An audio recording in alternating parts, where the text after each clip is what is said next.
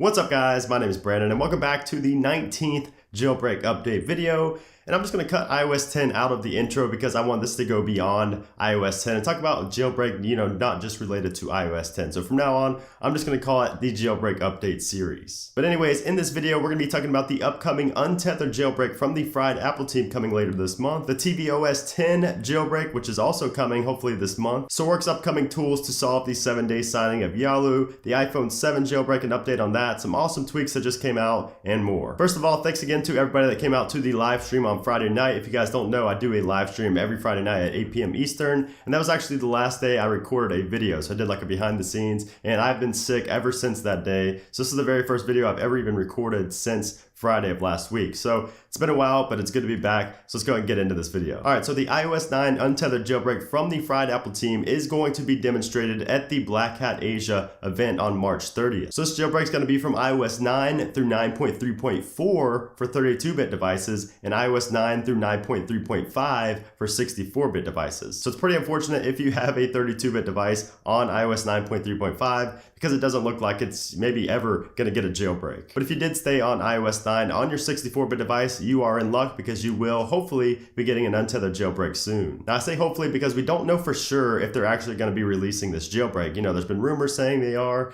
and we just don't know at this point. It did say that they're going to demonstrate it, but that's a lot different from releasing it to the public. So we're kind of just going to have to wait and see. We'll probably find out in April, I'd say, at the earliest. But yeah, this is just great news for those who stayed on iOS 9 and maybe just saved your blobs for iOS 10.2, but just wanted to stay on iOS 9, which, in some cases was recommended. Now, speaking of upcoming jailbreaks, the Apple TV 4 is going to be getting a jailbreak, and it is going to be released for sure very soon. That's going to be for tvOS 10 through 10.1, not 10.1.1. And this jailbreak is actually going to be using a lot of the exploits that were publicly posted by Ian Beer from Google's Project Zero, which, as we know, Luca Tedesco also used for the Yalu jailbreak. So this tvOS jailbreak is going to be released by Jonathan Levin, aka Morpheus, who said that the Apple TV jailbreak is complete and that the details and a download link are coming soon. Now, one thing that we aren't really sure of yet, and it's a possibility, is Cydia Substrate actually getting ported over to the Apple TV. So yeah, with this jailbreak, it could be possible to have Cydia Substrate ported over and running on your Apple TV 4. We'll talk about that a little bit more when it does get released, but I actually don't have an Apple TV 4 at the moment. And I may go out and buy one just to show a jailbreak demonstration, but I'm not sure, how many of you guys actually have an Apple TV. So if you do have an Apple TV on iOS 10 through 10.1, let me know down in the comment section below. I'd really be interested to see how many of you actually have the Apple TV right now. So going back to the iOS 10 jailbreak and talking about Sork's solution to the 7-day signing of Yalu. So we know he's been working on 2 solutions for it, but we haven't really seen much progress at all recently. So here's one thing that a lot of people don't realize is that when somebody says, especially in software, that something's coming soon or that it's almost finished, that's a lot different than,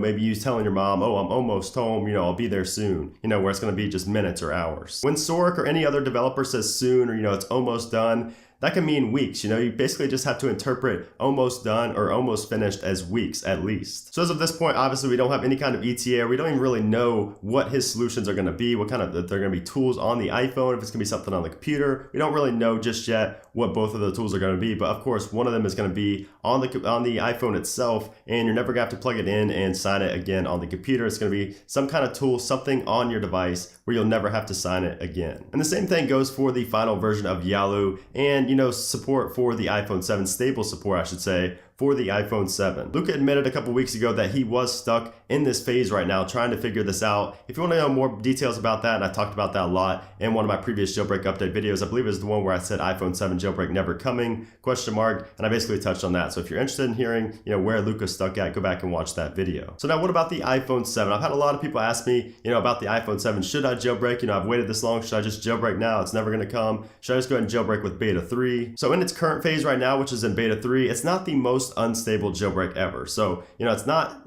terribly unstable. It's a lot better than beta 1 and beta 2. Beta 3 is not the most unstable jailbreak ever, but at the same time, it is not stable. Regardless of what anybody tells you, it is not by any means a stable jailbreak right now. But the biggest thing is that a lot of these tweaks and applications actually got updated for iOS 10 support, and that cut a lot of the issues, especially with like stashing and Rocket Bootstrap and AppSync and apps like that. But still, just jailbreak at your own risk at this point. I also want to talk about Phantom Light crashing and Snapchat crashing for a lot of people. Don't worry if it's happening to you. If your Snapchat's crashing, don't worry, it's happening to everybody. And I believe this was done on Snapchat's servers. It was like a server-side crash or some kind of bandwave incoming, something like that, because it actually just happened randomly. You know, there's no update to Phantom, there's no update to Snapchat. It just randomly started happening and has not stopped since. So it could be a potential bandwave coming. I'm not sure. I've uninstalled it for the time being just until it gets fixed, and I'd recommend you do the same. Speaking of tweaks, a lot of amazing tweaks have come out in the past 48 hours or so. And I mentioned a lot of these on Twitter. So Color Banners 2 came out, Color Flow 3 came out, which is amazing, and Hide Me X for iOS 10 did come out. You can see my tweet here for how beautiful Color Flow 3 is. Now we just need Wave Flow to be supported for iOS 10 because the setup with Color Flow is just amazing. And then of course we are still waiting on the Spring Tomas 3 update. No word on that just yet. And lastly, I just want to mention the iMockles drama one last time. So I talked about this on the live stream a little bit more extensively, but basically iMockles is a developer who stole people's Snapchat credentials. And not only did he steal these credentials, but he basically bragged on Twitter, you know, and admitted to it and everything like that. All of his tweaks have since been removed from Big Boss, but that doesn't mean he'll not come back, you know, as an alias and release another Snapchat tweak. So especially now, since Phantom is crashing for everybody, whatever you do, if you see a new Snapchat tweak pop up in Cydia, do not install it. It could be his alias, and it could be, you know, taking your information, your Snapchat login and password. So it's just a shady and sad situation, but just be aware of that. Anyways, that's it for this video, guys. I hope you enjoyed it. If you did, make sure to give this video a thumbs up. Also, make sure to subscribe for a lot more videos just like this one, a lot of update videos and tutorials and things like that. I also have a lot more diverse content coming soon, not even related just to the iPhone. So that should be interesting, and I'm going to be doing a live stream today on that as well. So thanks again for watching, guys, and I'll see you soon.